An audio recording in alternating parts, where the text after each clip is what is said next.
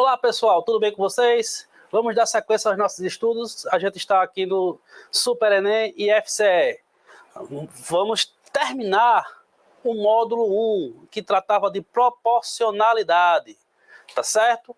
Essa é a última aula, a aula 4, e nessa aula nós faremos uma revisão das 3 aulas anteriores, só os tópicos importantes, e vamos resolver exercícios, tá certo? De novo, professor Glauber Dantas Moraes, lembra lá o Gzinho no cavanhaque, e sou professor de matemática do campus de Jaguaruana, tá certo? Vamos lá, última aula, vamos lembrar, o que foi que a gente viu até agora? A gente viu na aula 1, razão e proporção, na aula 2, trabalhamos com grandezas proporcionais, e na aula 3, regra de 3 simples e composta. Vamos lembrar mais ou menos o que foi que nós vimos nessas aulas? Na aula 1, a gente trabalhou com razão. A razão, lembra? Antes, depois, antecedente sobre consequente. Então, o antecedente fica na parte de cima e o consequente fica na parte de baixo. Eu posso também, na outra notação, o antecedente vem antes e o consequente vem depois. Trabalhamos também com escala. Na escala, o que é a escala? É a razão entre a representação, o desenho, e o tamanho real, tá certo? Lembre-se que na escala, a gente sempre coloca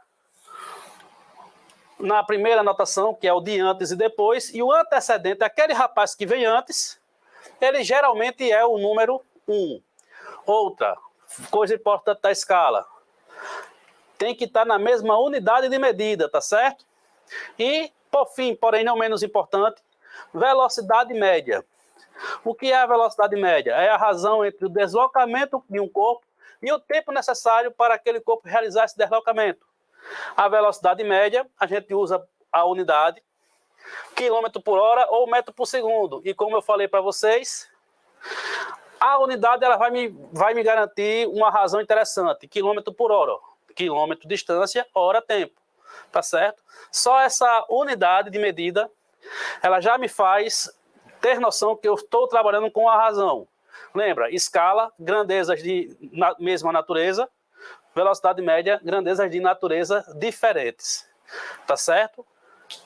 E quando a gente falou de grandeza, uma das coisas que veio na nossa cabeça é grandezas diretamente proporcionais e grandezas inversamente proporcionais. Como assim, professor? Lembra? Grandezas diretamente proporcionais. O que acontece com uma, acontece com a outra na mesma proporção. Como assim? Duas grandezas são diretamente proporcionais quando o aumento de uma implica no aumento da outra na mesma proporção. Se uma dobra, a outra tem que dobrar. Já as grandezas inversamente proporcionais, o que acontece com uma, na outra tem que acontecer o contrário, tem que acontecer o inverso. Ou seja, se uma aumenta, a outra diminui, na mesma proporção. Se uma aumenta, se uma dobra, a outra cai pela metade. Tá certo? E nessa última aula, na aula 3, a gente trabalhou com regra de 3 simples e regra de 3 composta. Quais foram as características da regra de 3 simples que eu chamei a atenção de vocês? Primeira, organizar uma tabela com as grandezas do problema. Segundo, verificar a proporcionalidade entre essas grandezas. E, por fim, resolver a proporção invertendo uma coluna da tabela quando a grandeza for inversamente proporcional. Tá certo? Já na regra de 3 composta, é parecido com a regra de 3 simples, a gente vai montar a tabela com a seguinte característica. A primeira coluna da tabela é a grandeza desejada. Depois, a verificação da proporcionalidade deve ser com a grandeza desejada, as outras a gente considera constante, a gente sempre verifica a proporcionalidade entre duas grandezas, tá certo?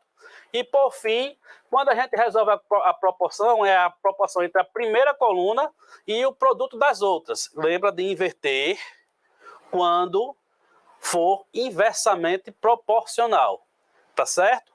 Vamos lá, vamos lembrar como é que funciona. Professor, me ajuda aí. Uma questão do Enem interessante para falar sobre esses assuntos que o senhor acabou de falar. Beleza. Questão 1. Essa questão ela é do Enem de 2013. Caiu outra parecida no Enem de 2021, ou foi 2020, se eu não me engano. Que ela diz o seguinte. Em um certo teatro, as poltronas são divididas em setores. A figura apresenta a vista do setor 3 desse teatro, no qual as cadeiras escuras estão reservadas e as claras não foram vendidas. Tá certo? Repara aqui na figura mostrando o setor 3 do teatro. A razão que representa a quantidade de cadeiras reservadas do setor 3 em relação ao total de cadeiras desse mesmo setor é, olha, lembra, importante é a ordem. Eu quero a razão entre a quantidade de cadeiras reservadas do setor 3. Vamos contar? As cadeiras reservadas estão em escuro. 1, 2, 3, 4, 5, 6, 7, 8, 9, 10, 11, 12, 13, 14, 15, 16, 17. Então eu tenho 17 cadeiras reservadas. Tá certo? E ele quer em relação ao total de cadeiras. Quantas cadeiras nós temos? Repara que eu tenho uma disposição retangular aí. Eu tenho 7 cadeiras na fila e 10 cadeiras na coluna. Então, no total, eu vou ter 7 vezes 10, 70 cadeiras. Ele não quer a razão entre a quantidade de reservadas e a quantidade total? 17 reservadas sobre as 70 do local. Letra A.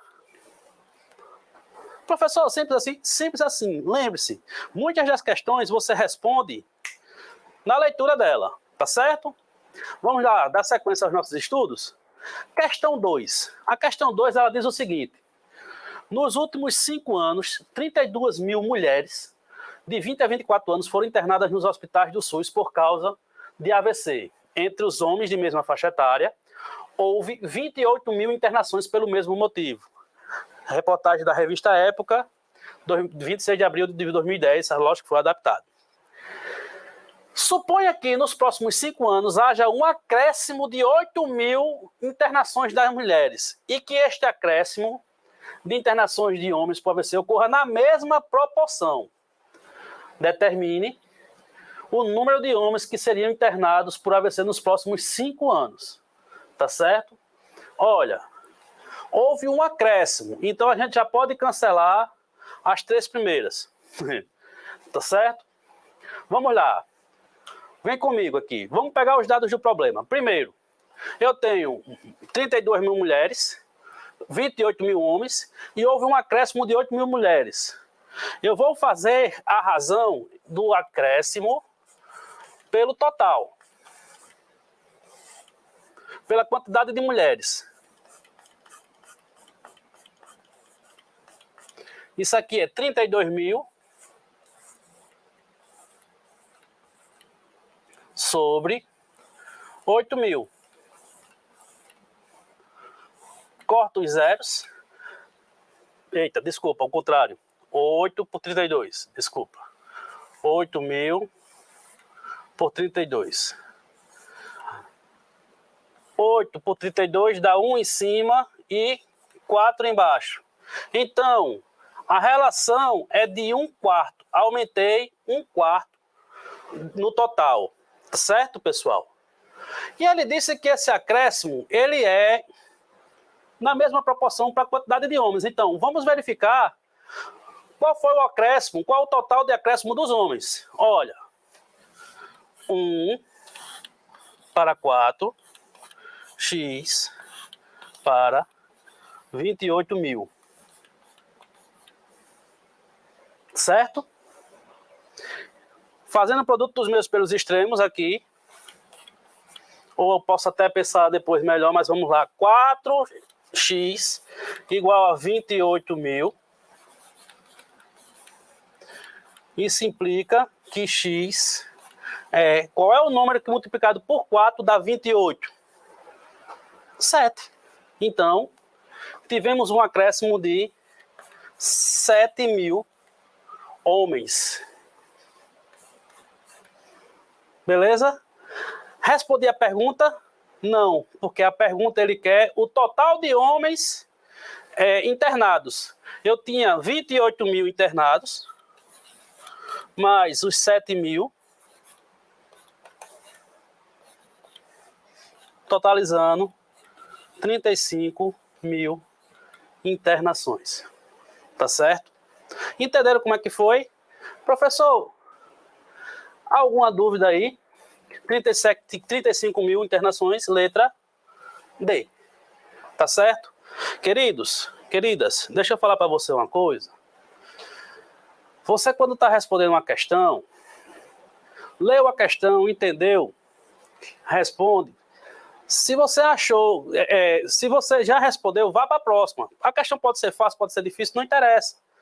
Não duvide das suas contas, tá certo, pessoal? Vamos agora para a terceira questão de hoje.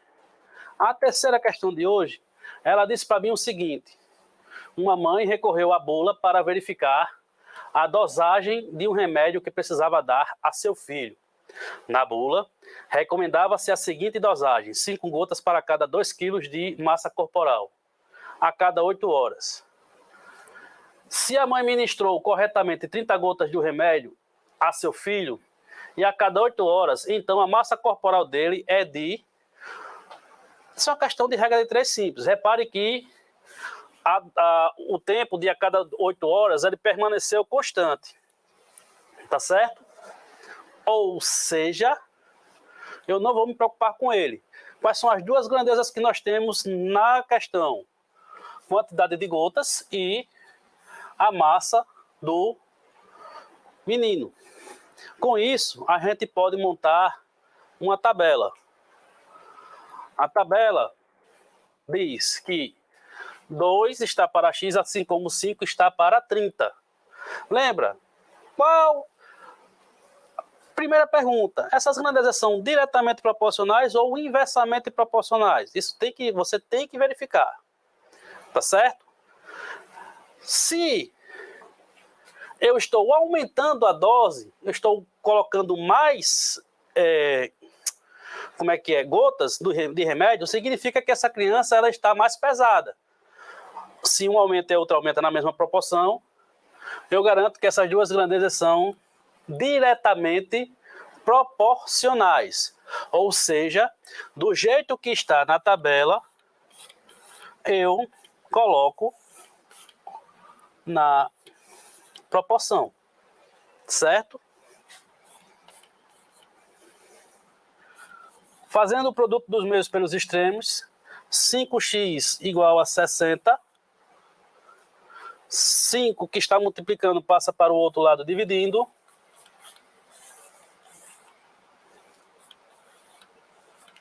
e 60 dividido por 5 dá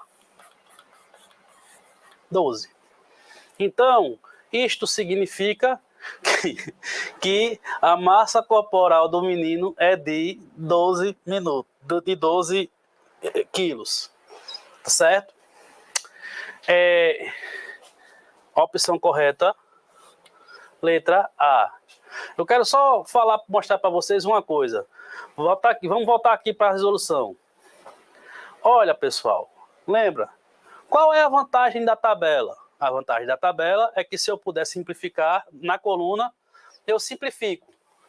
Portanto, 5 para 30, 1 e 6. Eu poderia fazer essas contas aqui, de vez de fazer com 5 sobre 30, eu poderia fazer com 1 e 6. Outra coisa para vocês é só você perceber, se daqui para cá, de 5 para 30, eu multiplico por 6, aqui eu só preciso multiplicar por 6 também. A matemática, ela tem que fazer sentido. 6 vezes 2, 12. Da forma que você for, você chega no mesmo resultado. Tá certo, pessoal? Beleza? Alguma dúvida? E se fosse inversamente proporcional, eu inverteria a coluna e responderia a questão fazendo a proporção da forma que me agradasse mais. E agora vamos para a nossa questão 4. Essa questão 4, ela é uma questão do Enem e ela diz para mim o seguinte: uma escola lançou uma campanha para seus alunos arrecadarem durante 30 dias alimentos não perecíveis para doar a uma comunidade carente da região. 20 alunos aceitaram E nos primeiros 10 dias trabalharam 3 horas diárias, arrecadando 12 quilos de alimento por dia. Animados com os resultados, 30 novos alunos somaram-se ao grupo e passaram a trabalhar 4 horas por dia nos dias seguintes até o término da campanha. Admitindo-se que o ritmo da coleta tenha se mantido constante, a quantidade de alimentos arrecadados ao final do prazo estipulado seria de... Pronto, li o problema, entendi o problema. Primeira pergunta, o que é que ele quer? Ele quer o total de alimento arrecadado. E lembra-se que eu falei que na minha tabela, a primeira coluna tem que ser o que eu quero. Tá certo? Então, vamos montar. A primeira coluna da tabela é quantidade de alimentos. Aí você olha aqui e fala, professor, mas esses números que estão aqui na sua tabela, eles são diferentes do que está lá na questão. São não, são iguais. Vamos voltar aqui para a questão para você perceber. Olha, se o pessoal arrecadou 12 quilos de alimento por dia e não foram 10 dias trabalhados, qual foi o total de alimento arrecadado nesses 10 primeiros dias? 10 vezes 3, ó, o total de alimentos foi de 120 quilos. Tá certo? Segundo, se 30 novos alunos somaram-se ao grupo, eu tinha 20, não era? No começo? Se eu tinha 20 e somaram-se 30, ficamos com 50 alunos na segunda parte, tá certo? E mais um detalhe, não já passou 10 dias? Se eu já trabalhei 10 dias, eu preciso de um total 30 dias, não é? Durante 30 dias. Se já passaram-se 10 dias, faltam 20 dias. Portanto, vamos para a tabela para a gente ver qual foi o que eu coloquei, olha. Coloquei o total de alimentos. 10 dias, eu quero saber agora em 20 dias. No começo, a primeira etapa, 20 alunos, a segunda etapa, 50 alunos. E as horas diárias está lá, tranquilo, do jeito que foi no problema, na questão. Tá certo? Vamos lá. O que é que eu preciso fazer agora? Agora, neste momento, eu preciso verificar a proporcionalidade entre as grandezas. Pessoas, se eu aumento a quantidade de dias para arrecadar, eu vou aumentar ou diminuir a quantidade de alimentos arrecadados? É lógico que eu vou aumentar. Então, essas grandezas, elas são diretamente proporcionais. Olha, se eu aumento a quantidade de alunos para arrecadar, esse acréscimo de alunos vai aumentar ou vai diminuir a quantidade de alimento arrecadado? Vai aumentar também. Então, grandezas diretamente proporcionais. Tá certo? E se eu aumento a quantidade de horas diárias arrecadadas, eu aumento também a quantidade de alimento arrecadado. Ou seja, grandezas diretamente proporcionais. Tá certo? Resultado. Todas as grandezas são diretamente proporcionais. Do jeito que está na tabela, eu coloco na proporção. Mas, lembra, qual é a vantagem de trabalhar com a tabela? É que se você puder simplificar, você simplifica. 0, corta com 0. 0, corta com 0. E vamos montar a nossa proporção. 120 está para x, assim como meio vezes 2/5 vezes 3/4. Tá certo? Olha, 2 com 2 cancela. Na parte de cima da proporção eu tenho 1 vezes 3, que dá 3, então vai ficar 120 sobre x igual a 3 em cima, e 5 vezes 4, 20. certo? Fazendo o produto dos meios pelos extremos, 3x é igual a 120 vezes 20. Desculpa, deixa eu só... borracha. Pronto. Vamos voltar aqui. Caneta. Agora vai. 120 vezes 20. Lembra que eu falei? Não, de vez em quando é melhor você não fazer a multiplicação. 120 vezes 20, 2.400, tranquilamente. Porém, 120 vezes 20 sobre 3. Porque o que é que acontece aqui? 120 dividido por 3 dá 40. Certo? Aí, x é igual a... quanto é que é 40 vezes 20? 800. Muitas vezes, você evita uma conta mais difícil. Tá certo? Agora vamos voltar para a questão. Eu acabei de determinar que nesses 20 últimos dias trabalhados foram arrecadadas 800 quilos de alimento. Cuidado! Se você olhar aqui para as opções, a letra B é 800.